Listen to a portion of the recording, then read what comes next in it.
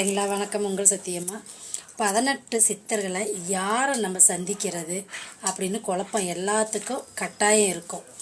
அதில் ஞான கோவை அப்படின்ற அந்த சித்தரோட பாடலை நம்ம தொடர்ந்து படிச்சுக்கிட்டு வந்தோம்னா, நம்ம எந்த சித்தரை நினச்சி பார்க்கணுன்னு நினைக்கிறோமோ அந்த சித்தரோட நம்மளுக்கு அவரை பார்க்கக்கூடிய பாக்கியம் நம்மளுக்கு கிடைக்கும். இன்னொன்று, அந்த சித்தர் தான் உங்களுக்கு உங்களோட ஜென்மத்தை பற்றின ரகசியத்தை உங்களுக்கு சொல்லக்கூடியவராக இருக்கக்கூடிய சித்த புருஷர். சரிங்களா?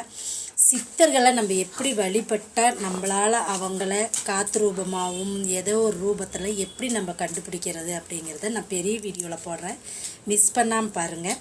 18 சித்தரில் உங்களுக்கு எந்த சித்தர் பிடிக்குமோ அந்த சித்தரை நினச்சி நீங்கள் பூஜித்து தியானம் பண்ணி சீக்கிரம் அவங்கள மனசை ஒருநிலைப்படுத்தி அவங்கள காணக்கூடிய ஒரு வாய்ப்பு நம்மளுக்கு கிடைக்கும். சரிங்களா?